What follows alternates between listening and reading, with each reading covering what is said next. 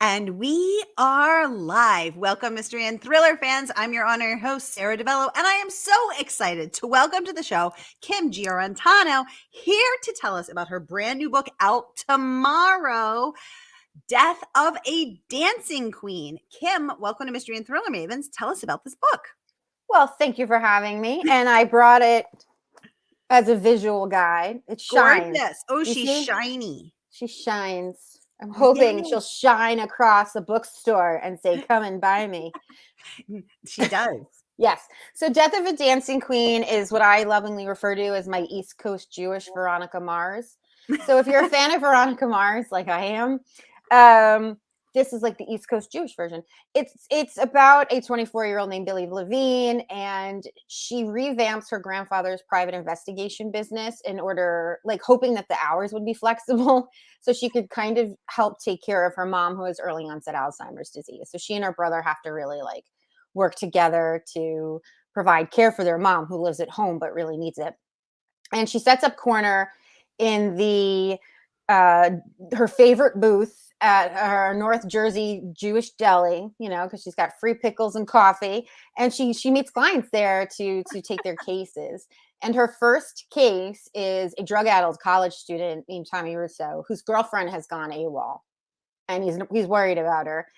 And so she agrees to take on the case because she needs the cash. And she's hoping this will be easy money, right? She's just like, the kid clearly has problems. His girlfriend's just ghosting him. But if it was easy, it wouldn't be a book. So that doesn't happen. And what inevitably happens is she winds up getting embroiled in not one murder, but two, and a feud, a long-standing feud between a neo-Nazi skinhead group and a Jewish mob.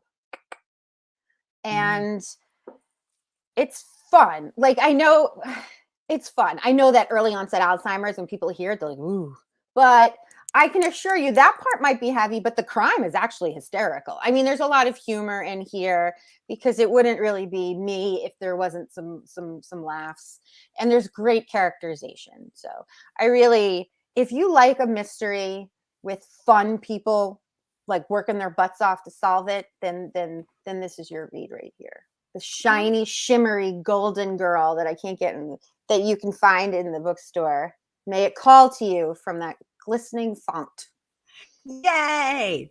Well, I can't wait to get into all the things of the Dancing Queen, and we're going to dive in just a moment. But first, I just want to welcome everybody who's watching live. We are broadcasting live to 6 different destinations across Facebook and YouTube. So no matter where you're watching from, you're in the right place. This is the right time. It is Mystery Monday, and it is the pre-Valentine's Mystery Monday. So we are going to be red hot today. Oh, I should have worn red. Yeah, you got to be on brand with the bleeding X's and O's. That's okay. I'll be red hot for both of us. So if you've been here before, you know the drill. And if you're new, we're so happy to have you. Welcome, mystery-loving friends. You're in the right place. Here's the drill. Every Monday, I give you my handpicked featured authors, and you get to ask them anything. So ask Kim about this book, about pickles, about coffee, about Billie, her sassy protagonist, her fascination with Veronica Mars, how long it took. She's transitioned from YA to adult, what that was like, any of the questions, get them going in the comments. We have a mystery user saying, hi, Kimberly and Sara. Hi, friend. Welcome to the conversation. We have Renee joining us from Southeast Florida. Hi, Renee. Love your cute little doggy. Yeah. We have another mystery user saying, that is such an awesome cover. Let's look at the awesome cover one more time, Kimberly. So let's talk about this awesome cover. So first of all, we have these gorgeous fluorescent pink feathers floating around, and then the title itself is iridescent. It's disco silver sparkle. Foil. That's what it kind of is. It's silver foil. Yes. So it catches in my nice basement light. You know. So yes, I think it's an awesome cover too. Thanks so much for the comment. Renee saying Kimberly's book sounds like so much fun. Yes, it does sound so fun. Oh, one of our mystery users revealing herself as Wendy. Hi, Wendy, aka Catch a Clue. So good to have you here, friend. Renee saying you have been busy, Sara. Yay, it's Mystery Monday, Renee. Thanks so much for joining us, for tuning in. Renee wants to know, Kim, are you going on a book tour for this book? Give us the deets. I am not. I mean, my tour is, I've been on a ton of podcasts. So if you want to hear me talk about the book, you can go to my website and I haven't done it yet. I will, I promise. Link to all the podcasts that I've been doing. So that's sort of my tour right now. I'll be at Thriller Fest and BoucherCon later this year. So if you are a reader and you're at those things, please flag me down. I'm pretty extroverted. I'll talk to everybody. Yay. Thank you so much for asking that, Renee. And Kim, thanks for queuing up Thriller Fest. So, for those who are not familiar with Thriller Fest, that is International Thriller Writers, ITW's annual thriller conference and the premier thriller conference for thriller and mystery enthusiasts. It is in New York City from May 30th to June 4th. I will be on site. I'm the director of social media strategy for ITW, and I will be on site in the interrogation room, as I always am, conducting interviews, grilling people up good, and serving up snacks, because that's what I like to do. So, great news. I'm going to be giving away a ticket for one lucky winner. So stay tuned for that. That will be coming up later this spring, but tonight's the first night that I'm sharing this exciting news. So Renee, thanks for asking the question. Kim, thanks for queuing it up. Diane is joining us live from YouTube. She's saying, good evening, Sarah. Good evening, Kim. Hashtag Mystery Monday, all the hearts. And thank you for those red hearts staying on brand, Diane. Renee is saying George is now 20 months and has a big brother, Kane. He's 9 years old. They're both golden retrievers. Kim, do you have a dog or a cat? I have a dog, Trevor. I could talk about my dog for an hour. Not that I will, but I could. What kind of dog? Tell us about this dog. So he's a rescue. I got him from 11th Hour in Rockaway Township, New Jersey, and he is a mix of Chow and Shepherd, Australian, German, I'm not really sure. But we've had him for 7 years. He's about 9 years old now, and he's my pride and joy because he is my easiest going creature in this house. Like, he's just so chill. He's always been that way. He's just a real chill dog. 50 pounds. He's not that big. He's not that big. Okay, mine is gorgeous, though. I will say that. If George Clooney was a dog, it would be Trevor.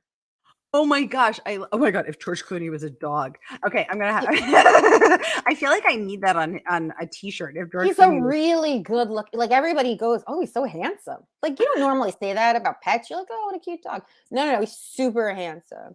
He's chestnut. I wish he was in here with me. Normally he goes where I go, but I shut the basement door. Otherwise he would come down, open the door, check to see where mom is, then go back on his business. But I shut the basement doors. I bet he's hovering. He's like, where's mom? Yeah, exactly. Oh my goodness. Renee wants to know, can we come and watch the interviews at Thriller Fest? That is such an interesting idea. I've never had anyone ask that. You know what, Renee? You can come in with me. Come into my interrogation room and hang out and watch my interviews. Absolutely. Come on in. So for those who are curious, I'm going to pop the link to Thriller Fest into the comments. So here you can learn more and see. They haven't announced the full lineup yet, but trust me, it's going to be lit. Actually, Walter Mosley is going to be a guest of honor. Karen Slaughter will be there. Lisa Unger, Greg Hurwitz. Oh my God, it's going to be so great. Renee, I think that is such a great line, Kim. If George Clooney was a dog, yes, we need that on a t-shirt. Catch a clue. There you are. Oops, I just popped that down. She wants to know, where did you get the idea for this book? Yeah, because this is a crazy, it's a fun, fabulous idea. Where did you just pop in there? Give us the moment of inception. Well, I've always been a fan of PI fiction. I just really enjoy it. Like Raymond Chandler, I love to read. It's, and it's incredibly I read it for the dialogue and for the characterization, but women are always portrayed like hysteric maniacs. It drives me crazy. But I love PI fiction and I love Veronica Mars. I watched the show. I watched the movies. I, donated to the Kickstarter. I've read Rob Thomas's books. Like, I watched the Hulu season. I'll watch it all. And I really wanted more female private eyes that were like snarky and resourceful and and I still wanted that grit. I didn't want, I still wanted a little bit of grit, a little bit of darkness, that hard-boiled noir I like. So I was like, well, I could write Veronica Mars fan fiction, or I could just write my own PI, series featuring a protagonist that felt a little bit familiar to me, being from New Jersey, being Jewish, like those are things that I knew well. And so I just had this idea, like she came fully fleshed to me. I was like, oh, I picture her, young, because I really wanted to be able to tell her story over the long haul. But also I really wanted to explore what it was like to be starting your own life, your adulthood, but you can't do the things you want to do because you're really anchored to your family for health reasons. Like, like she couldn't just she has like these, she wanted to go abroad and travel, and she couldn't because, you know, her mom needs her. So I really wanted to explore that. And so she came fully fleshed. And then, of course, you know, you play the what if game. Well, what if she's broke? And, you know, what if her boyfriend is a gangster, you know? And like, you know, what if she works in a deli? Like, that's funny, you know? So all this stuff kind of comes to me. And then I plot for a very long time. I really spent a lot of time plotting. And was there one moment, you said she arrived fully fleshed? Where do you remember where you were when she arrived fully fleshed? Were you driving? Were you writing? Were you running, meditating, taking a shower? That's a good question. I probably, for all I know, I was driving, because sometimes I'll be like, you know, you're driving and you're bored. I'm like, oh, I have this idea. And then you think, and then it percolates for a while. That spark, though, I couldn't tell you where I was or what I was doing. I mean, I'm sure I was driving. I'm always driving somewhere. So I was probably like, I have this idea. Let me write it down. Thank you for the great question, Wendy. And Kim, thanks for your great answer. Renee wants to know, Kim, when did you start writing adult books, and why did you start writing adult books as opposed to YA? Yeah, tell us about that transition. So I was writing YA that was my first, I have like 5 books that I've written in young adult. And when I had the idea for Billie, it really, she came to me as a young adult. Like, I think 24 is a young adult. It's weird that YA is called YA and not just teen fiction. But anyway, that's beside the point. She kind of came to me as a young adult. She didn't come to me as an adolescent, because then I really couldn't kind of explore, like, one of the things that Billie has to really confront is that this could be her future. You know, she is her mother's daughter, and Alzheimer's disease has a large genetic component. And I just didn't feel like that would jive if she was a teenager. I also don't think teenagers, if you were, you know, 15, first of all, 15 would be really young. You know, your parent would be super young if they had Alzheimer's disease at that point. That's like a really specific gene that gets passed down. Only about 700 or 800 families might have that.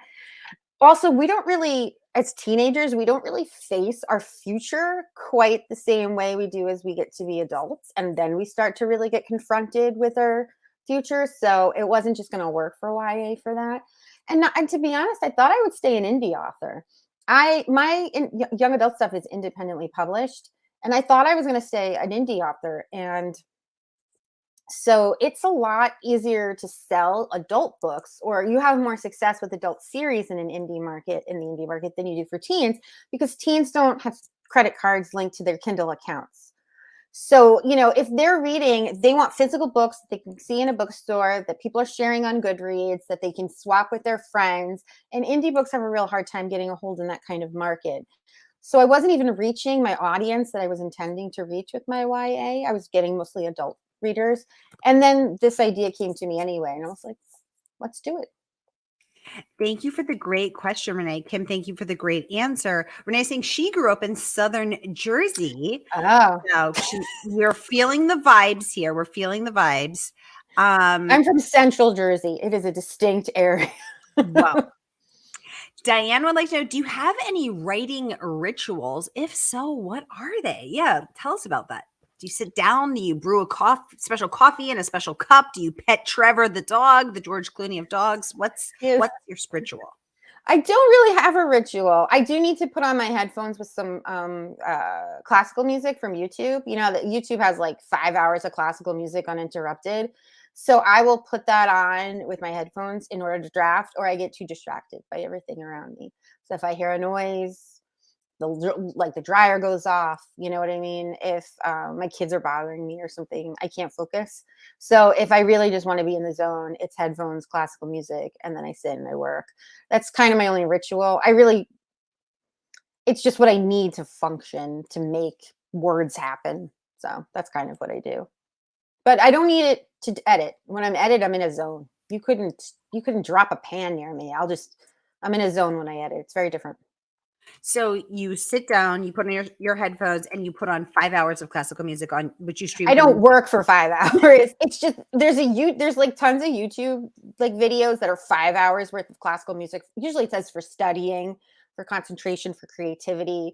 You know, there might be Chopin or something like that, Beethoven, Mozart. I just pick one as long as it's continuous and there's no, because if I use Spotify, I don't pay for the premium, so I'll get into commercials. I can't have I can't have anything I can sing along to. I can't have anything that has like a, a beat I know. It has to be classical because it kind of just blends into the background. It works.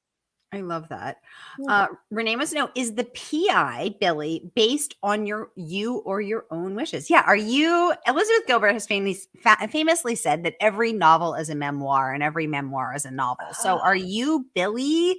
Do you want to be sitting in the corner booth with a free access to unlimited pickles and coffee and chasing down crime? Tell us about that.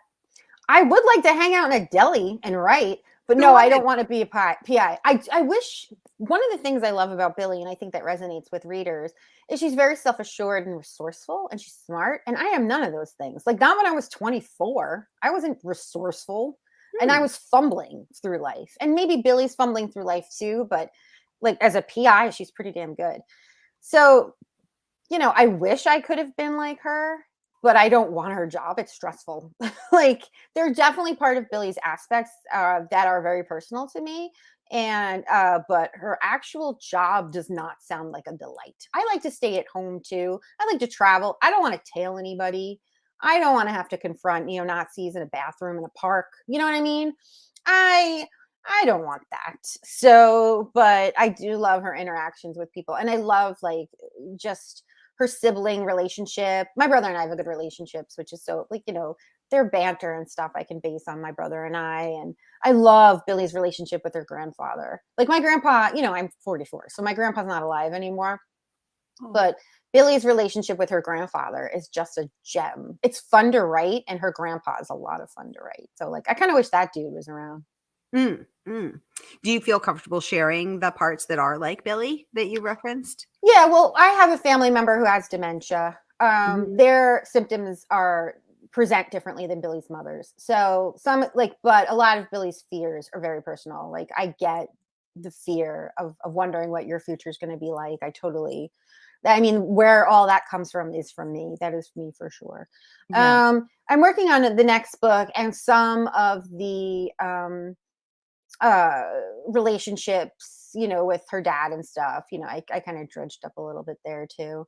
So, that stuff, like a lot of her, family dynamics, and her relationship with her grandfather is just, it's just fun. It's fun to write a curmudgeon-y Jewish man. I can take a little bit from my grandpa, although he's really nothing like my grandpa, just how I kind of imagine he might be, and have a lot of fun with that. Oh my gosh, I love it.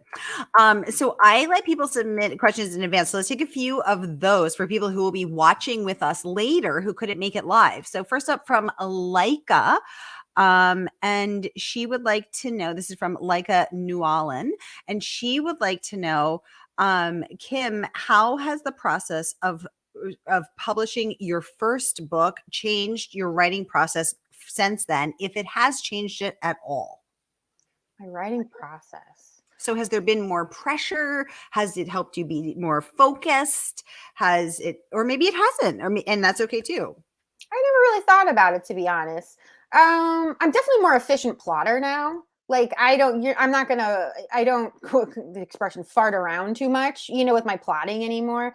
So I have a nice 4-act structure that I like to use. And so it really aids in what, I'm not falling, like there's no structural rewrites anymore for me. Let's not say that's ever going to happen, but I've been really lucky with a lot of, like with this book in particular, it's probably the cleanest manuscript I've ever submitted to anybody. Wow. I know. I told my editor, I was like, don't get comfortable with that. Like, can't guarantee that's a thing that'll happen again. But my plotting and my structure, have really improved since writing the first book. And my voice, your voice always improves, and writing always gets tighter and stronger, I think, with every book.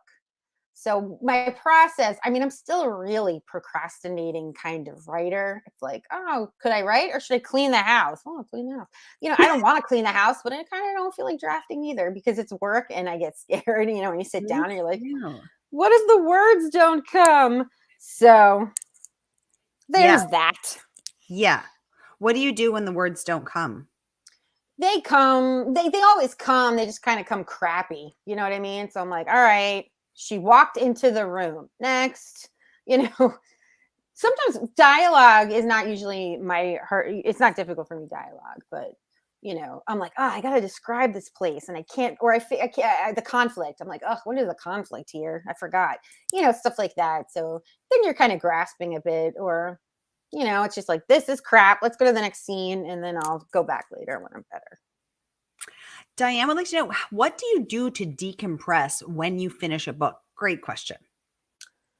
Same thing I do when I'm trying to write the book, which is like, whatever, potchka around, whatever I feel like doing. I never, I did, so edits, drafting is drafting, it's different, but edits, I will be incredibly focused, insanely focused when I do edits or revisions or anything like that. And I will work for hours, like all day. I will work on edits. Every break, I will work on edits.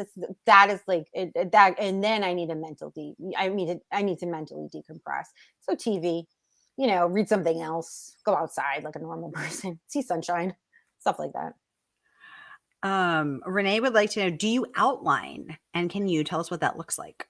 I absolutely 100% outline. I do a 4-act structure. So usually like the first act is like, who are these people that I'm introducing you to? The second act, like, and at the end of the first act, there's usually a crime, like a body, the dead body. We have that somewhere in the beginning, right? And then the second act is, my protagonist trying to figure out what happened based on logic in the beginning, right? Like what makes the most sense? What's the obvious answer here?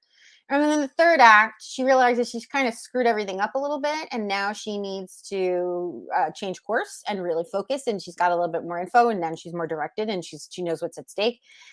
And then, and usually the second act, there's another dead body. So like, I like 2 dead bodies. I think it's fun. And then the fourth act sort of, culminates with, aha, you did this and why, and blah, blah, blah.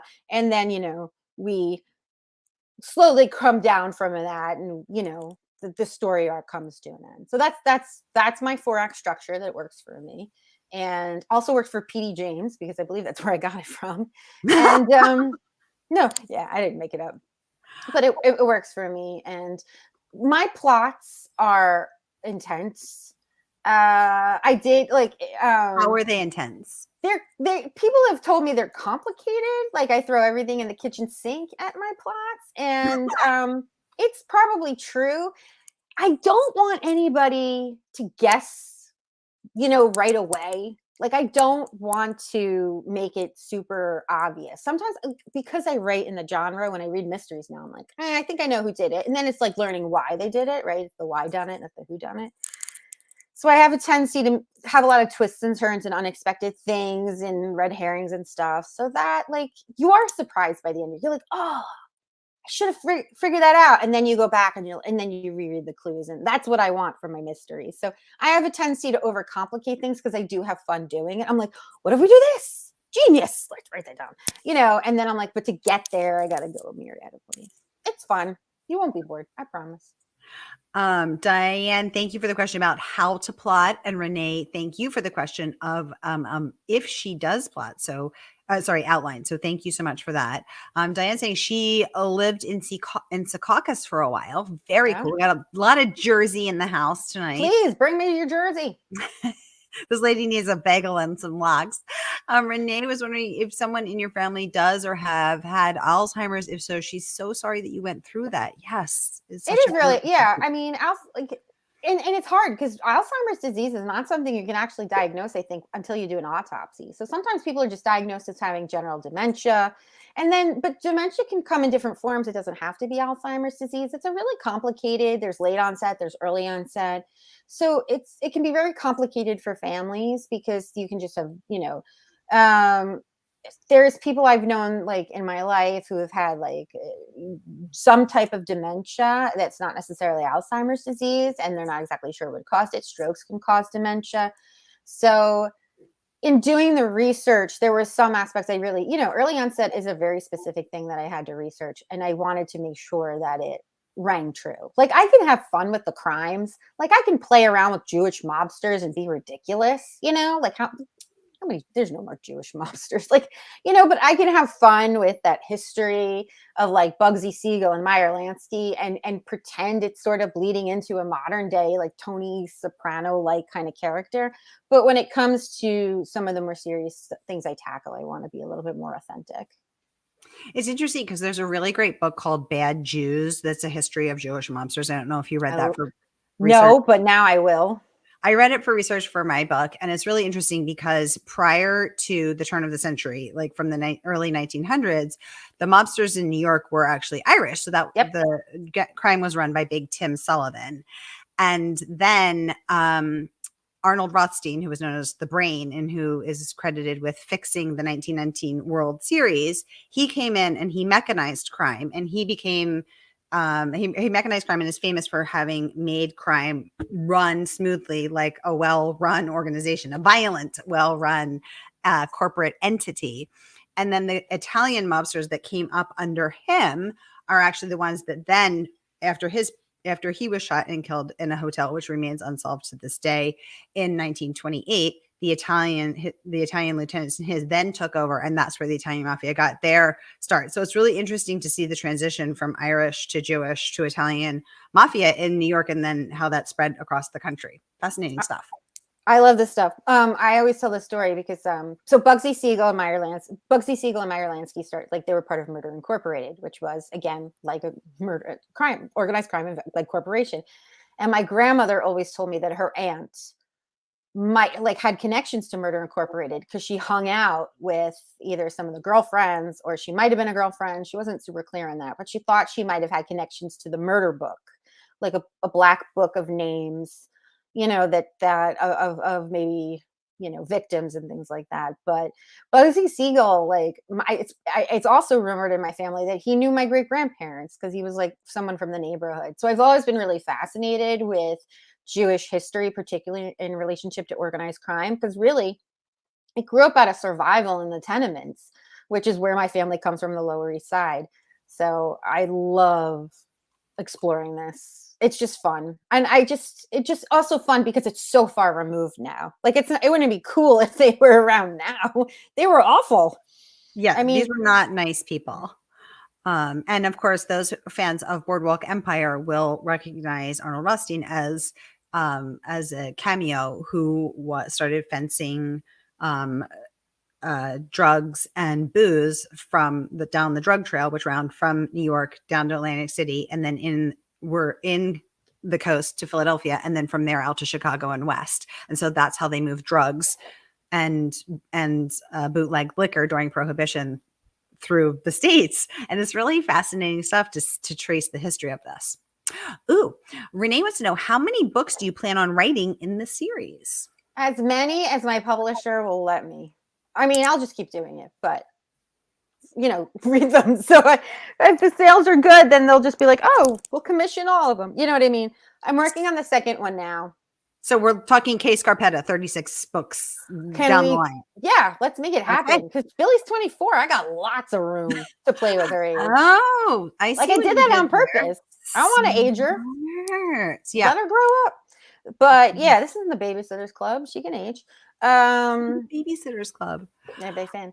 Yeah, I would like to just write as many as I can. I'm working on the second book now. And that's, speaking of a crazy plot, just accept it. If you're going to read my book, just be like, all right, Kim's going to plot something nuts. I'm just going to go for it.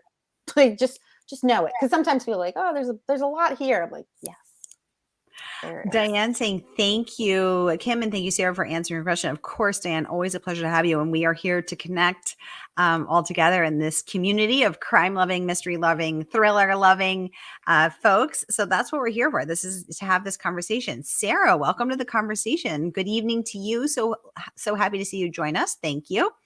Renee saying thank you for sharing, Kim. Thanks for asking, Renee. Just making sure I didn't miss anybody's thing. Renee saying anything beats cleaning the house. Exactly. I find myself being like, maybe I need to scrub the bathroom down. Yeah, the least palatable tasks suddenly become unavoidable. Yeah, when I'm folding laundry, then I'm avoiding work because I never want to fold laundry. Exactly. The book is out tomorrow, fam. And here is the link to pre-order from our favorite woman-owned independent bookstore. So grab your copy today. And the good folks at Murder by the Book will send it out to you tomorrow. So I'm going to pop that link up no matter where you're watching, Facebook or YouTube. You can click and order right here so that you too can immerse yourself in the world of delis, pickles, coffee, Billy, crime, PI, all the good things. Diane saying, sounds like a plan for at least 36 books in the series. I've got the ideas. It's there. Renee saying, happy pub day. Yeah, it's out tomorrow. She's stopping by early today to give us the inside scoop. Diane saying, thank you so much for sharing. Yeah, this is so great.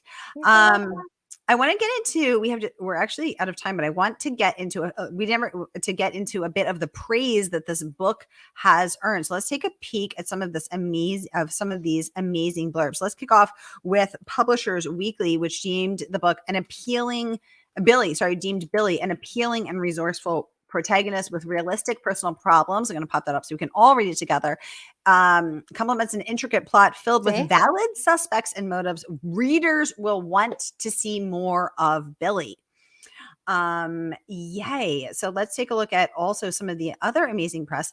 Kim just got a fantastic rave review from the New York Times Book Review. I'm going to pop that up as well. And they said, we can all read this together. What a joy to keep readerly company with the, with Billie Levine, the newly minted and somewhat reluctant private detective who takes her bow in Death of a Dancing Queen. Here we have that amazing review that was in this weekend's Fridays. Was it Fridays? It was Friday online, and then it was in the Sunday print. I have the print at home. Yay. Upstairs. Yeah. I'm going to frame it. I'm very excited. Yeah, I would have a tattoo. You should maybe tattoo it on your body somewhere. Forward reviews deems this a gripping mystery in which a novice private investigator quests to solve her biggest cases yet. And that is not even the all there is. So many amazing reviews. Kate Moretti, who's been on a couple times with her fabulous books, says that nothing stops badass Jersey girl Billie Levine from confronting mobsters, meth heads, and crooked cops to catch a killer. Yeah. Y'all be sure to check this out. Here is the link once again. Pre-order right here. I'm going to pop it up again. So no matter where you're watching from, you can grab your copy. Renee saying, thank you, Kim and Sara. Such a great discussion. Renee, thank you so much for joining us. Diane clapping for us. Thank you.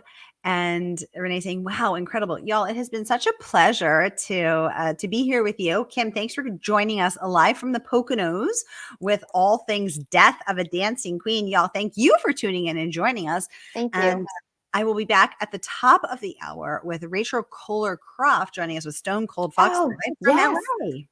Well, I'm going to have to tune in because that book looks amazing. Yeah, that first line is a real hook. I love, first of all, the cover is so iconic. Yes, I have it. Let me grab it. It's right under my poisonous snake plant. The cover is iconic. I mean, it looks like a Vogue advertisement. Like it really does. It looks, or like it's really stunning. So our third Berkeley author of the day. All right, y'all, go get a snack, get a drink, come back, and I'll see you at the top of the hour. Kim, congratulations on your rave review and all of the reviews and praise that this book has earned. Happy pub day to you. Thank you, Sara. This was great. To coming back when your next book is out, when your next Billy book is out. Yes, and in order for that to happen, we all have to buy this and support. Yes, and support our favorite woman-owned independent bookstore. That is, of course, and leave reviews. By the book. Yay! All right, y'all. I'll see you at the top of the hour. Thank you.